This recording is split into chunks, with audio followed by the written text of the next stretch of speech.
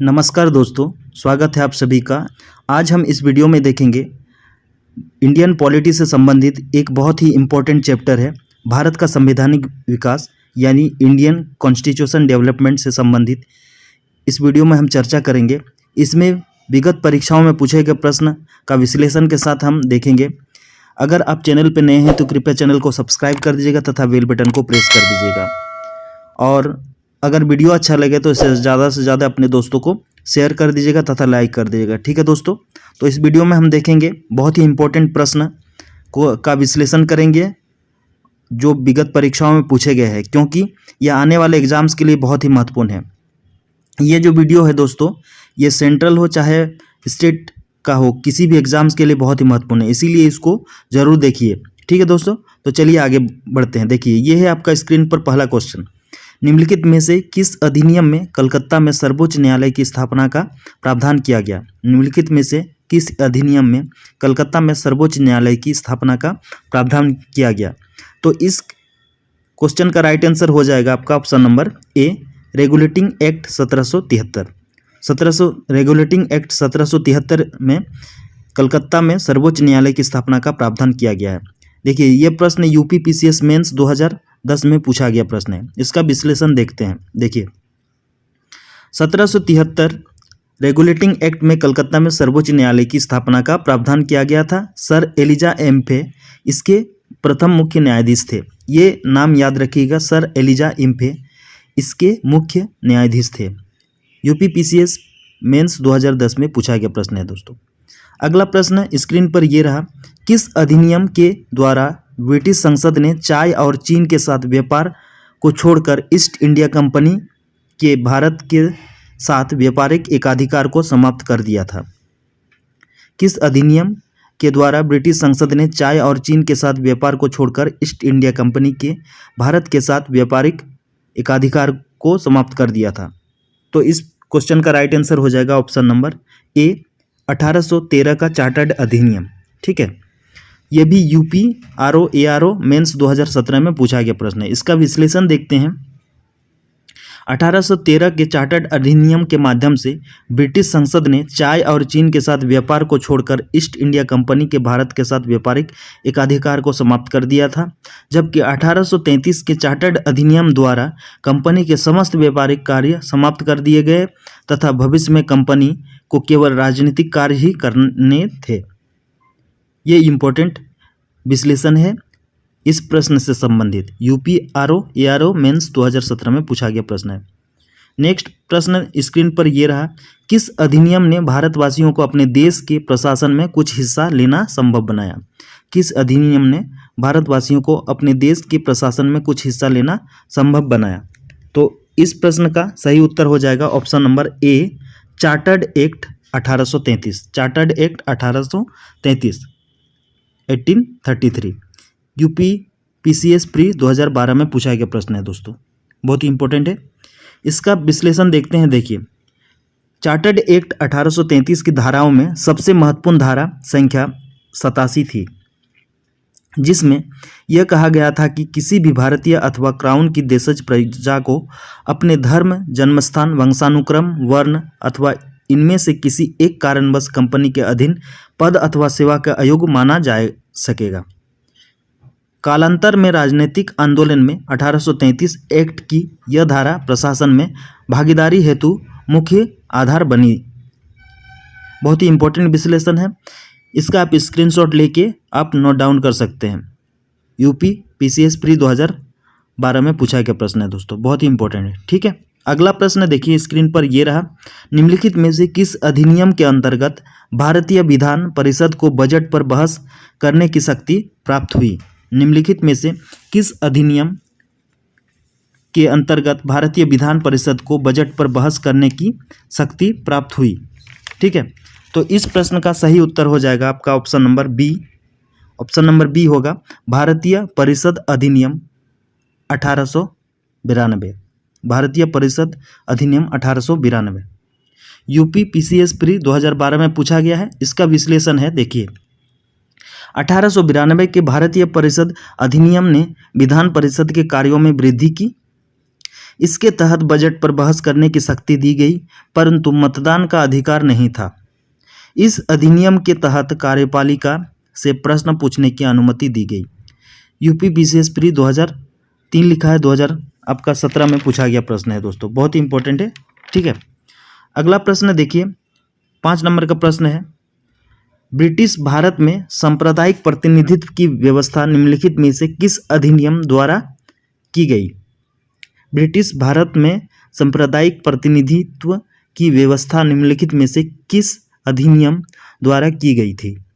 तो इस प्रश्न का राइट आंसर हो जाएगा option number B, Minto Morley सुधार 1909। मिंटो मार्ले सुधार 1909। ठीक है, ये एमपी पीसीएस प्री 2019 में पूछा गया प्रश्न है।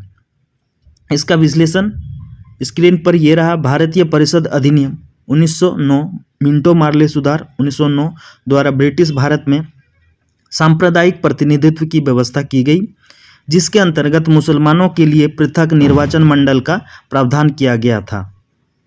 एमपीपीसीएस प्री 2019 में पूछा गया प्रश्न है। अगला 6 नंबर का प्रश्न, निम्नलिखित में से किस एक अधिनियम द्वारा भारत में संघीय न्यायालय की स्थापना की गई थी?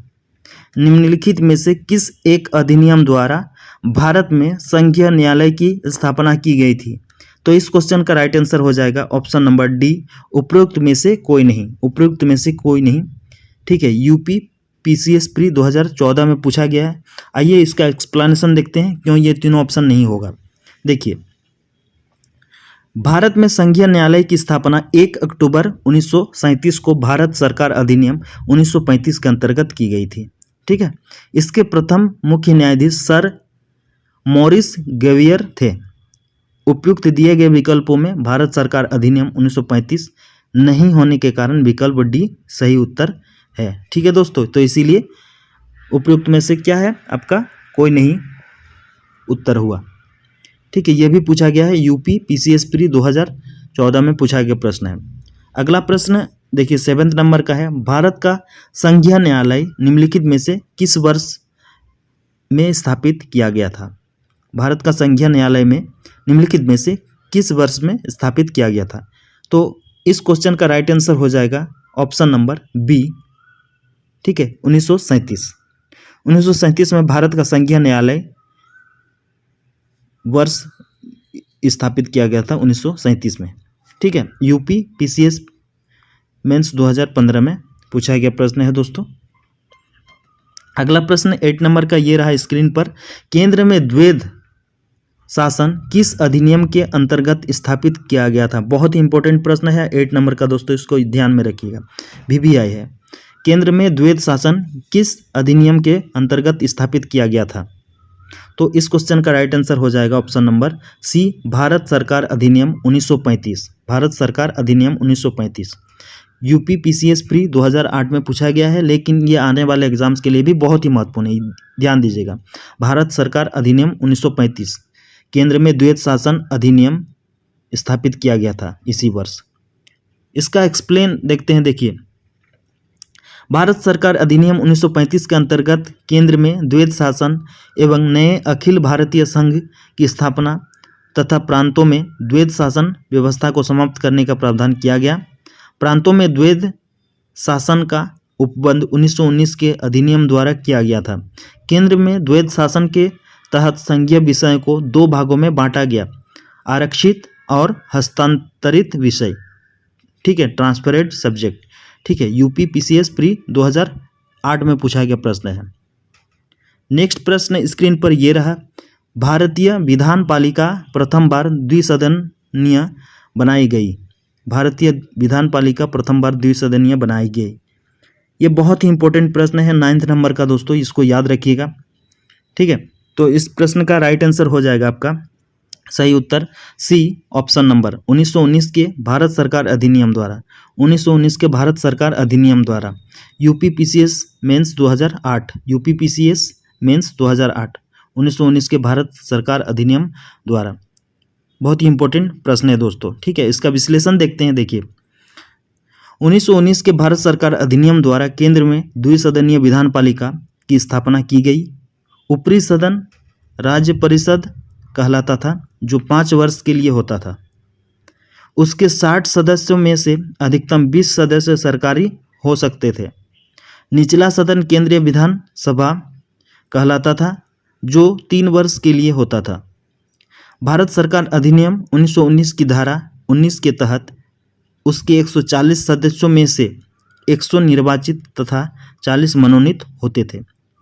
ये याद रखिएगा, उस प्रश्न से संबंधित विशेष पॉइंट्स है, इसको स्क्रीनशॉट लेके नोट डाउन कर लीजिएगा। यूपी पीसीएस मेंस 2008 में पूछा गया प्रश्न है। दोस्तों, अगला प्रश्न की ओर बढ़ने से पूर्व मैं आप लोगों से यही कहना चाहूँगा, अगर आप चैनल पर नए हैं तो कृपया चैनल को सब्सक्राइब कर दीजिएगा तथा बेल बटन को प्रेस कर दीजिएगा, ताकि ऐसे ही वीडियो का नोटिफिकेशन आपको मिले। और वीडियो अच्छा लगे तो उसे ज़्यादा से ज़्यादा अपने दोस्तों को शेयर कर दीजिएगा। ठीक है दोस्तों, देखिए अगला प्रश्न है स्क्रीन पर 10 नंबर का। केंद्र में कौन सा एक्ट द्विसदनीय विधायिका लाया? केंद्र में कौन सा एक्ट द्विसदनीय विधायिका लाया? दोस्तों, ये जो वीडियो है इसमें सारे प्रश्न जो है बहुत इम्पोर्टेंट है आपके आने वाले एग्जाम्स के लिए भी, क्योंकि ये पूछा भी गया है विगत परीक्षाओं में, जो रिपीटेड है दोस्तों। ठीक है, तो इस क्वेश्चन का राइट आंसर हो जाएगा ऑप्शन नंबर सी, 1919। 1919 एक्ट के तहत केंद्र में द्विसदनीय विधायिका लाया गया। एमपी पीसीएस प्री 2013 में पूछा गया प्रश्न है। ठीक है दोस्तों, देखिए अगला प्रश्न है 11 नंबर का।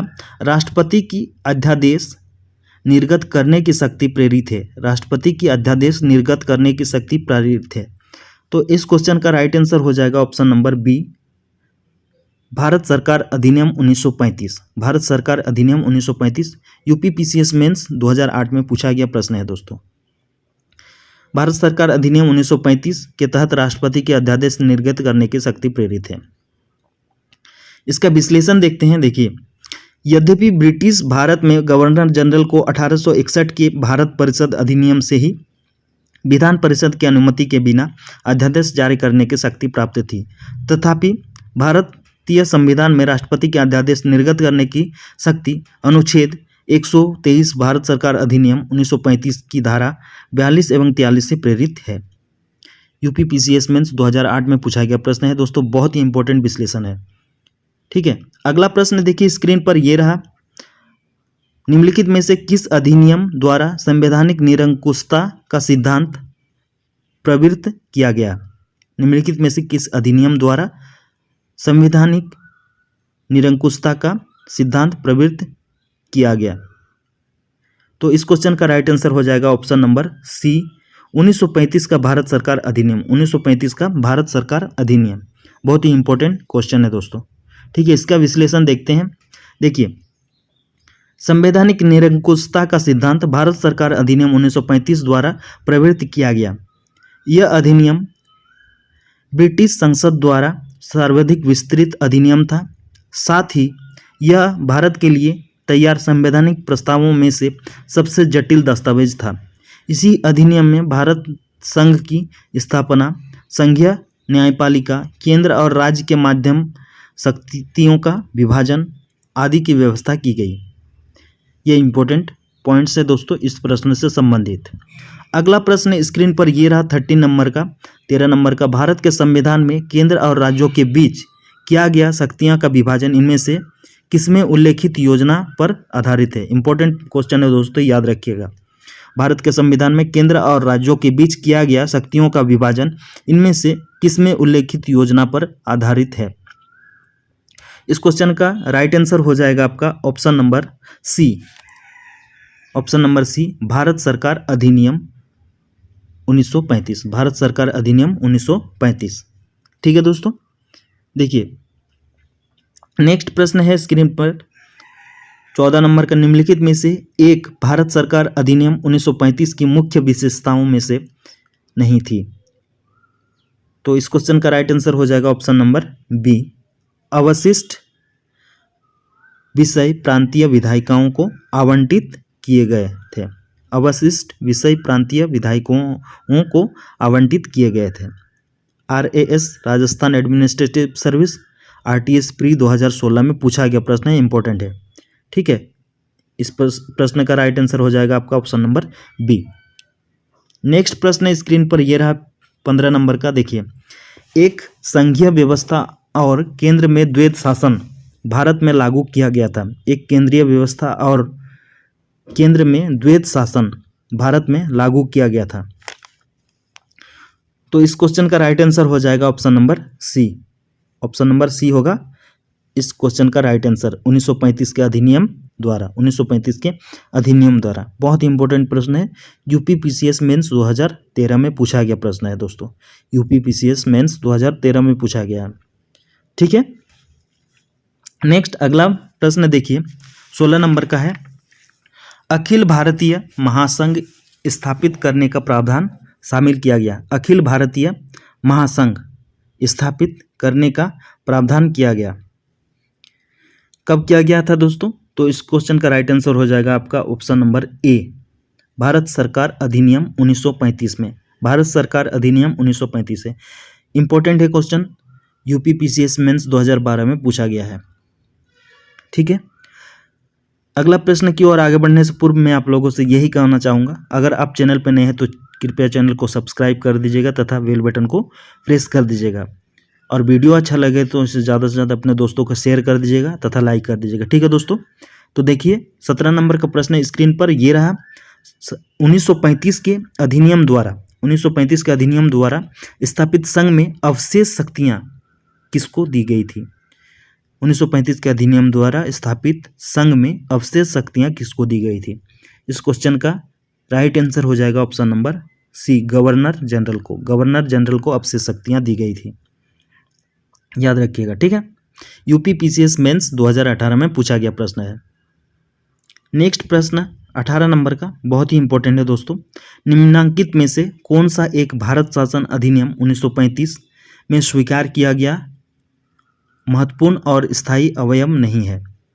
निम्नलिखित में से कौन सा एक भारत शासन अधिनियम 1935 में स्वीकार किया हुआ महत्वपूर्ण और स्थायी अवयव नहीं है? तो इस क्वेश्चन का राइट आंसर हो जाएगा आपका ऑप्शन नंबर ए, देश के लिए लिखित संविधान। देश के लिए लिखित संविधान। यूपी पीसीएस मेंस 2010 में पूछा गया प्रश्न है। इसका देखिए एक्सप्लेनेशन देखते हैं। देखिए, भारतीय शासन अधिनियम 1935 में देश के लिए लिखित संविधान का उल्लेख नहीं था। भारत के लिए संविधान का सर्वप्रथम उल्लेख क्रिप्स मिशन में किया गया था। अन्य तीनों विकल्प भारत शासन अधिनियम 1935 में समाहित थे। इसीलिए इसका राइट आंसर हो जाएगा आपका कौन सा? Option number A. इसका right answer option number A हो जाएगा, देश के लिए लिखित संविधान।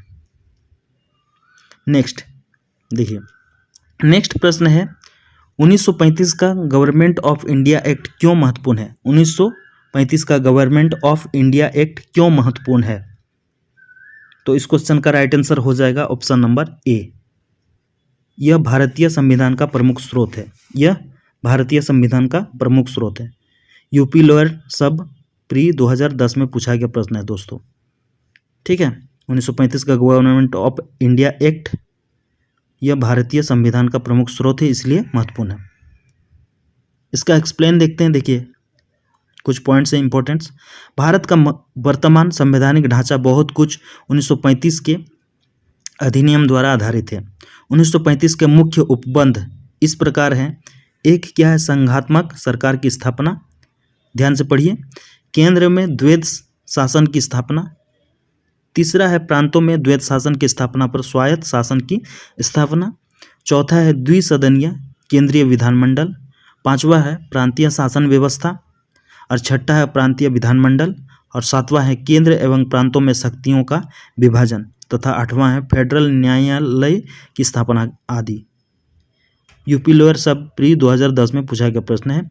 यह पॉइंट्स जो है ये बिंदुओं को आप नोट कर लीजिएगा कॉपी में। अगला प्रश्न दोस्तों, ये अंतिम प्रश्न है इस वीडियो का। देखिए ये है स्क्रीन पर 20 नंबर का प्रश्न है, निम्नलिखित अधिनियमों में से किस अधिनियम फलस्वरूप बर्मा भारत से अलग हुआ? निम्नलिखित अधिनियमों में से किस अधिनियम फलस्वरूप बर्मा भारत से अलग हुआ? तो इसका राइट आंसर हो जाएगा ऑप्शन नंबर सी। यह अंतिम प्रश्न है दोस्तों, government of India act 1935 UP PCS mains 2011 में पूछा गया प्रश्न है। बहुत ही इंपॉर्टेंट प्रश्न है। ठीक है दोस्तों, इसका एक्सप्लेन देखते हैं। देखिए इसका पॉइंट्स कुछ है। देखिए, गवर्नमेंट ऑफ इंडिया एक्ट 1935 के प्रावधानों के अनुरूप वर्ष 1937 में बर्मा को भारत से अलग किया गया था। दोस्तों आज के लिए इतना ही दोस्तों, और मैं आप लोगों से यही कहना चाहूँगा, अगर आप चैनल पर नए हैं तो कृपया चैनल को सब्सक्राइब कर दीजिएगा तथा बेल बटन को प्रेस कर दीजिएगा, और ज़्यादा से ज़्यादा अपने दोस्तों को इस वीडियो को शेयर कर दीजिए ताकि उन्हें भी इस वीडियो का लाभ मिल सके। और जाते जाते मैं आप लोगों से यही कहना चाहूँगा, खुश रहिए, मस्त रहिए और जल्दी से सफल होइए तथा ज़िंदगी को एंजॉय कीजिए। ओके दोस्तों, जय हिंद, वंदे मातरम।